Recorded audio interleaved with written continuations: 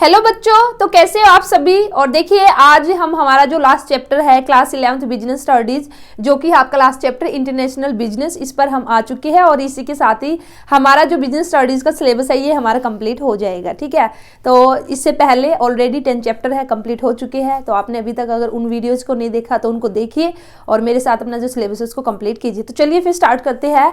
आज का chapter last chapter है class 11th business studies international business से। तो बिजनेस की अगर बात करते हैं तो बिजनेस भी फर्स्ट चैप्टर में ही हमने किया था। तो बिजनेस का बेसिकली मीनिंग क्या है, चाहे हम ट्रेड करें या फिर हम मैन्युफैक्चरिंग करें, तो बिजनेस के अंदर दोनों ही आएंगे। मीन्स हम सामान बना के बेच रहे हैं या फिर हम बना बनाया सामान लेके और फिर उसको बेच रहे हैं, तो वो हमारे किसके अंदर आएगा, बिजनेस के अंदर। इंटरनेशनल की अगर मैं बात करती हूँ तो जब हम दूसरी कंट्री के साथ बिजनेस करते हैं, इट मीन्स जब हमें आउटसाइड द कंट्री, जब विद इन कंट्री अगर हम बिजनेस करेंगे तो वह इंटरनल ट्रेड कहलाएगा। इसी के साथ ही outside country, beyond the country अगर हम जाएंगे, beyond the boundaries of a country अगर हम जाएंगे, तो वो इंटरनेशनल बिजनेस कहलाएगा। तो international business refers to the buying and the selling of the goods और the services beyond the geographical limit of a country. एक कंट्री की जो जियोग्राफिकल लिमिट है, ठीक है, जब वह अपनी बाउंड्री है उसको क्रॉस कर देगी एक कंट्री, और उसको क्रॉस करके जब गुड्स या सर्विसेज है उसकी बाइंग और सेलिंग होगी, तो उसको हम बेसिकली क्या कहेंगे, इंटरनेशनल बिजनेस कहेंगे। और हम international business is also called as a trade between the two countries. जब हम दो कंट्री के बीच में लेन देन होगा, हमारा बाइंग एंड सेलिंग होगी गुड्स एंड सर्विसेज की, तो वो भी बेसिकली हमारा इंटरनेशनल बिजनेस हमारा कहलाएगा, इंटरनेशनल ट्रेड हमारा कहलाएगा। तो जो हम इंटरनेशनल ट्रेड करते हैं वो हम तीन तरह से कर सकते हैं, एक्सपोर्ट के थ्रू, इंपोर्ट के थ्रू या फिर इंटरपोर्ट के थ्रू। तो इसका मतलब क्या है, एक्सपोर्ट का मतलब क्या है कि भी जब हम, ठीक है, जब हम जैसे अपनी कंट्री की बात करते हुए इंडिया की, इंडिया जब सामान दूसरी कंट्री को सेल आउट करेगी तो उसको हम बेसिकली क्या कहेंगे, एक्सपोर्ट। वहीं पे इंपोर्ट का मतलब क्या है, जब इंडिया दूसरी कंट्री से सामान परचेज करेगी, खरीदेगी, तो उसको हम क्या कहेंगे, इंपोर्ट। और इंटरपोर्ट का मतलब क्या है, री एक्सपोर्ट करना। री एक्सपोर्ट का मतलब बेसिकली इसमें तीन कंट्री आपकी इन्वॉल्व होगी कि भी क्या करेगी, एक कंट्री है, ठीक है। अब यहाँ पे फॉर एग्जांपल मैं बात करती हूँ किसकी, इंडिया की, और यहाँ पे हम बात करते हैं यूएसए की, ठीक है, और चाइना की, तीन कंट्री है। तो यहाँ पे बेसिकली क्या हुआ, जो यूएसए है ना, यूएसए ने क्या किया, डायरेक्ट चाइना से सामान नहीं खरीदा। तो अब इंडिया ने क्या किया, इंडिया ने चाइना से सामान खरीद लिया, ठीक है, मीन्स चाइना से क्या किया, इंपोर्ट किया, और वही सामान फिर इंडिया ने उसका यूज नहीं किया, उसने जो यूएसए है यूएसए को भेज दिया। तो ये बेसिकली क्या कहलाएगा, इंटरपोर्ट, मीन्स री एक्सपोर्ट करना। पहले मैंने इंपोर्ट किया, पहले मैंने किसी दूसरे देश से सामान मंगाया, और फिर मैंने उसी सामान, पहले इंपोर्ट किया और फिर उस सामान को मैंने एक्सपोर्ट कर दिया, ठीक है। तो इसको हम बेसिकली क्या कहेंगे, इंटरपोर्ट। इंडिया ने क्या किया, चाइना से सामान लिया, इंडिया ने उस सामान का यूज नहीं किया, ऐसा कैसा वो सामान है चाइना में, वहां पे यूएसए में क्या कर दिया, उसको एक्सपोर्ट कर दिया। चाइना से इंपोर्ट किया और फिर यूएसए को क्या कर दिया, एक्सपोर्ट कर दिया। तो ये बेसिकली हमारे क्या कहलाएगा, इंटरपोर्ट, ठीक है। तो इस तरह से यहाँ पे हमारे 3 टाइप्स ऑफ इंटरनेशनल बिजनेस या 3 वेज है जिसके थ्रू हम इंटरनेशनल बिजनेस करते हैं, एक्सपोर्ट, इंपोर्ट और इंटरपोर्ट। तो यहाँ पे इस चैप्टर में जो इंपॉर्टेंट है आपका एक्सपोर्ट प्रोसीजर और इंपोर्ट प्रोसीजर। तो अभी हम बात करेंगे एक्सपोर्ट प्रोसीजर की। अगर मैं एक्सपोर्ट करना चाहती हूँ, ठीक है, अगर मुझे एक्सपोर्ट करना है तो भी उसके लिए क्या क्या स्टेप है जो कि फॉलो करने होंगे। तो यहाँ पे आपके टोटल 17 स्टेप है जो कि आपको फॉलो करने होंगे, और ये इसी सीक्वेंस में आपको फॉलो करने हैं। आपको इनको रटने की बिल्कुल भी जरूरत नहीं है, एक बार ध्यान से इसको समझ लेना। जैसे ही आपकी समझ में आ जाएगा ना तो आपको अपने आप ये याद हो जाएंगे। तो चलिए फिर स्टार्ट करते हैं। हम जो एक्सपोर्ट प्रोसीजर है उसको हम स्टार्ट करेंगे। मान के चलना कि भाई मैं एक्सपोर्टर हूँ, ठीक है, मैं एक्सपोर्टर हूँ, मैं जो सामान है वो एक्सपोर्ट करना चाहती हूँ। तो उसके लिए फर्स्ट स्टेप क्या होगा, receipt of the inquiry and sending the quotation. तो रिसिप्ट ऑफ इंक्वायरी, अभी मैं एक्सपोर्टर हूं, ठीक है, मुझे सामान एक्सपोर्ट करना है, दूसरी कंट्री में सामान भेजना है, तो मैं किसको भेजूंगी, ऐसे ही भेज दूंगी जी, नहीं ना। तो पहले मुझे क्या होगा, रिसिप्ट ऑफ इंक्वायरी होगी। इट मीन्स जो इंपोर्टर होगा, जिसको सामान की रिक्वायरमेंट है, वो एक इंक्वायरी है वो भेजेगा। तो मुझे एक इंक्वायरी है वो रिसीट होगी। इंक्वायरी का मतलब क्या है कि भी वह एक यहाँ पे जो इंपोर्टर है वो इंक्वायरी करेगा कि भाई उसे ना ये प्रोडक्ट चाहिए, इस क्वालिटी का प्रोडक्ट चाहिए और इस स्टैंडर्ड का प्रोडक्ट चाहिए। तो अब वो इंक्वायरी है वो मुझे रिसीव हुई, क्योंकि मैं एक्सपोर्टर हूँ, मुझे सामान भेजना। तो अब मैं क्या करूंगी, सेंडिंग द कोटेशन। अब मैं यहाँ पे कोटेशन सेंड करूंगी। कोटेशन मीन्स एक प्रोफॉर्मा इनवॉइस है वो मैं बनाऊंगी कि हाँ भाई मेरे पास ये वाला सामान है, ठीक है, इस क्वालिटी का है, इस स्टैंडर्ड का है, इस साइज का है, और इसी तरह से और भी बहुत सारे एक्सपोर्टर होंगे, सभी अपनी अपनी जो कोटेशन है वो सेंड करेंगे। अब जो इंपोर्टर है वो सभी की कोटेशन है उसको देखेगा और जिससे वो सेटिस्फाइड होगा तो फिर उसको वो ऑर्डर दे देगा। अब मान के चलती हूँ कि भी मैंने भी यहाँ पे कोटेशन सेंड की थी इंपोर्टर को और वो मेरे कोटेशन से सेटिस्फाइड है। अब इंपोर्टर क्या करेगा, वो मुझे ऑर्डर देगा। तो सेकंड स्टेप अब मेरा क्या होगा, रिसिप्ट ऑफ द ऑर्डर और इंडेंट। ठीक है, तो अब मुझे भी रिसिप्ट ऑफ ऑर्डर होगी या फिर इंडेंट का मतलब क्या है, बेसिकली जो इंपोर्टर है, अब इंपोर्टर उसको डिटेल में बताएगा कि भाई उसको ये वाला गुड्स चाहिए, इस क्वालिटी का चाहिए, इस स्टैंडर्ड का चाहिए, इस साइज का चाहिए, इस शेप का चाहिए, इतने दिन बाद चाहिए।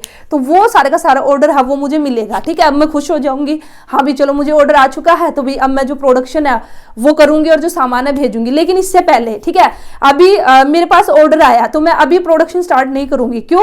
क्योंकि भाई अब मैं ये देखना चाहूंगी भी जो इंपोर्टर है, ठीक है, उसने ऑर्डर तो दे दिया कि भाई ये सामान बना के भेज दे इस क्वालिटी का, और अब मैं उसको बना के भी भेज दूं, क्या पता फिर वो मुझे पेमेंट ना करे, तो तब मैं क्या करूंगी। तो इसलिए मैं प्रोडक्शन स्टार्ट करने से पहले मैं क्या करूंगी, assessing the importer credit worthiness and securing a guarantee of payment, कि भाई मैं असेस करूंगी कि जो इंपोर्टर है उसकी क्रेडिट वर्थिनेस क्या है, क्या मेरी जो पेमेंट है वो सिक्योर है या नहीं है, मुझे पेमेंट की गारंटी मिलनी चाहिए। ठीक है, उसके बाद ही फिर मैं आगे सोचूंगी।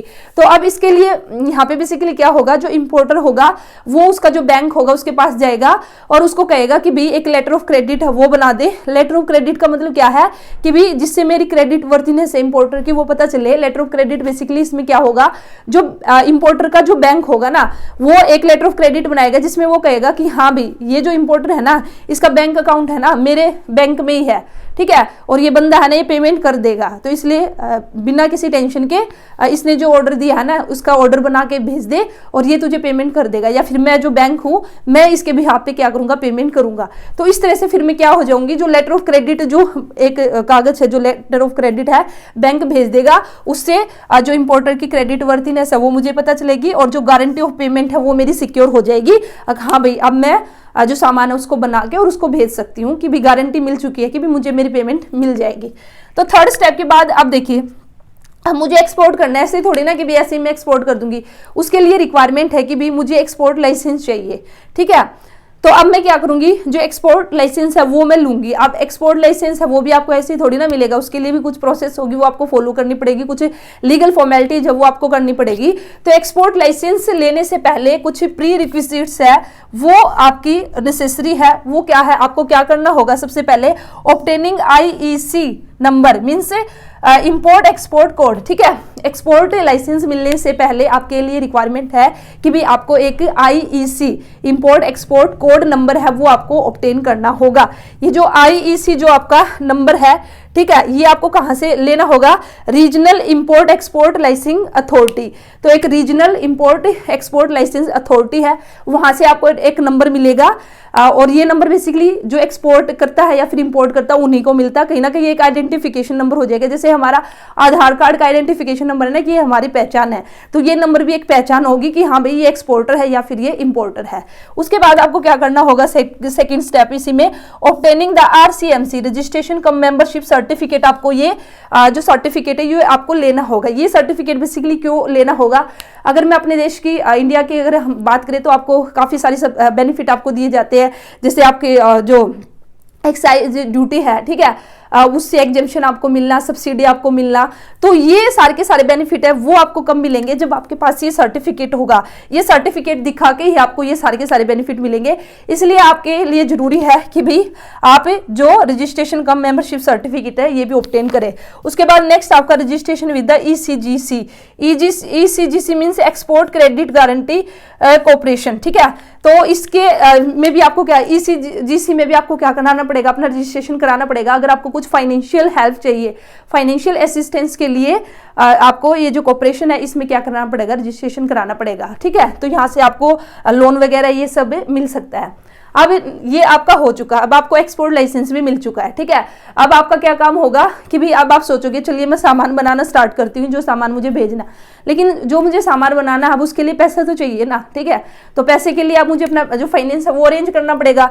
तो नेक्स्ट स्टेप क्या होगा, obtaining the pre shipment finance. ठीक है, सामान भेजने से पहले कि भी अब उसको बनाना भी, अब रॉ मटेरियल मुझे चाहिए, नई टेक्निक मुझे चाहिए, कंपोनेंट जो कंपोनेंट रिक्वायरमेंट होंगे, जो भी प्रोडक्ट है उसको मैं मैन्युफैक्चर करूंगी, उसके लिए पैसा तो चाहिए। तो अब मैं यहाँ पे क्या करूंगी, जो फाइनेंस है उसको अरेंज करूंगी। जो लेटर ऑफ क्रेडिट है ना वो लेकर मैं अपने बैंक के पास जाऊंगी या किसी भी बैंक के पास जाऊंगी और उस बैंक को लेटर ऑफ क्रेडिट दिखाऊंगी और कहूंगी कि भाई मुझे आप लोन दे दीजिए और मुझे एक्सपोर्ट करना है ये सामान, और लेटर ऑफ क्रेडिट देख के बैंक आपको लोन दे देगा कि हाँ भाई बाद में ये जो लोन है उसकी पेमेंट कर देगा।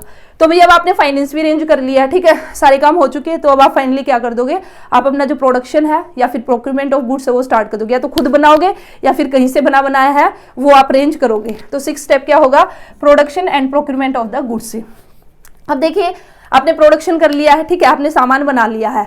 तो अब नेक्स्ट स्टेप हमारा क्या होगा, प्री शिपमेंट इंस्पेक्शन। सामान भेजने से पहले भी आपको जो सामान है उसका इंस्पेक्शन करवाना पड़ेगा, ठीक है, उस चेकिंग करानी पड़ेगी कि भी आपने एक स्टैंडर्ड एक क्वालिटी प्रोडक्ट है वो आपने बनाया है या फिर नहीं बनाया है।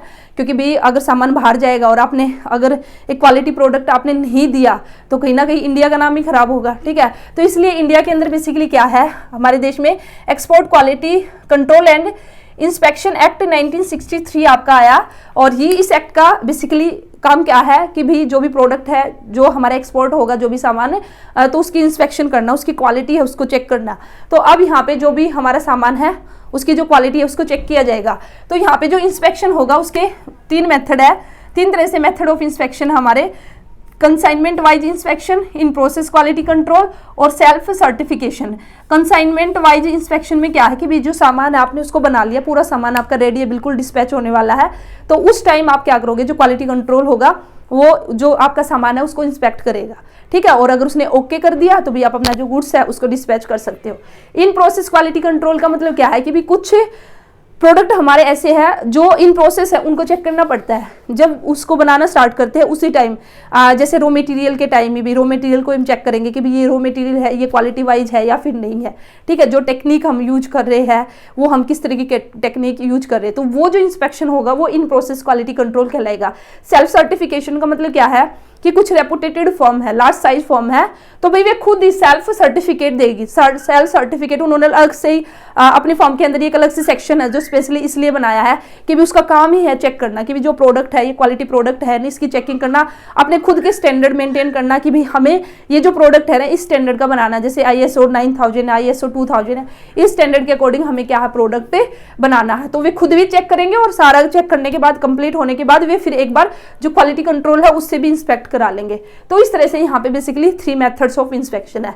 अब भैया आपका जो सामान है उसका इंस्पेक्शन हो चुका है और आपकी क्वालिटी है वो बिल्कुल ओके है, तो अब नेक्स्ट स्टेप हमारा क्या होगा, एक्साइज क्लियरेंस। एक्साइज क्लियरेंस का मतलब क्या, अभी मैंने आपको बताया था जैसे एक्साइज ड्यूटी है, ठीक है, तो आपको पेमेंट उसकी करनी नहीं होती, आपको एग्जेम्पशन मिली हुई है। तो अब आपको क्या, आप ये जो एक्साइज क्लियरेंस है ये करा लोगे। अगर आपने बाई चांस एक्साइज ड्यूटी है उसकी पेमेंट कर दी है तो उसका पैसा आपको रिफंड हो जाएगा। लेकिन इसके लिए जरूरी है, ये आपको तभी मिलेगा, जो बेनिफिट है वो आपको तभी मिलेगा जब आपके पास RCMC सर्टिफिकेट होगा, जैसे कि मैंने आपको बताया था। ये सर्टिफिकेट दिखा के ही आपको एक्साइज ड्यूटी है उससे एग्जेम्पशन मिलेगा, या फिर अगर आपने पे कर दिया तो उसका पैसा आपको वापस मिल जाएगा। अब ये काम भी कर लिया। नेक्स्ट स्टेप आपका obtaining the certificate of the origin. अब आपको सर्टिफिकेट ऑफ ओरिजिन है, ठीक है, ये आपको ऑब्टेन करना है। इट मीन्स कि भी ये जो प्रोडक्ट है ये किस देश में बना है। अब मैं एक्सपोर्टर हूँ, एक्सपोर्ट करने जा रही हूँ, तो मैं सर्टिफिकेट ऑफ ओरिजिन मैं यहाँ पे लूंगी, ठीक है, कि भी ये सामान है इंडिया के अंदर बना है। इसके काफ़ी सारे बेनिफिट है। एक तो भी एक ट्रेडमार्क का काम करेगा कि भी हाँ इंडिया में ये सामान बना। सेकंड, कई बार एक पर्टिकुलर कंट्री है वो एक पर्टिकुलर कंट्री को ही बेनिफिट देगी, ठीक है। तो वो कुछ कंट्री है, जैसे किसी कंट्री में हमने एक्सपोर्ट किया है तो भाई उनकी पॉलिसी क्या है कि भी सबको वो बेनिफिट नहीं देगी, लेकिन जैसे इंडिया है इंडिया को बेनिफिट दे देगी। ऐसी पर्टिकुलर कंट्री उन्होंने डिसाइड कर रखी है। अगर हमें वो पर्टिकुलर बेनिफिट अगर हमें लेना है तो उसके लिए जरूरी है कि भी उस प्रोडक्ट के ऊपर फिर मेंशन भी हो कि ये प्रोडक्ट है, ये कहाँ पे मैन्युफैक्चर हुआ है, ओरिजिन इसका कहाँ है, ठीक है। तो अब आपने ऑब्टेन कर लिया, सर्टिफिकेट ओरिजिन भी आपको मिल चुका है। अब उसके बाद भी अब आपको सामान भेजना है शिपिंग के थ्रू, जैसे आपको सामान भेजना, तो अब आपका नेक्स्ट स्टेप क्या होगा, reserving of the shipping space है कि भी अब आप जो शिपिंग कंपनी है उसके पास जाओगे और उनके जाकर कहोगे कि भी हाँ मेरा सामान है और मुझे 2 महीने बाद 4 महीने बाद आपके शिप के थ्रू दूसरी कंट्री के अंदर ये सामान है इसको एक्सपोर्ट करना है, तो भाई अब मेरे सामान के लिए भी एक स्पेस है वो रिजर्व कर दो, ठीक है।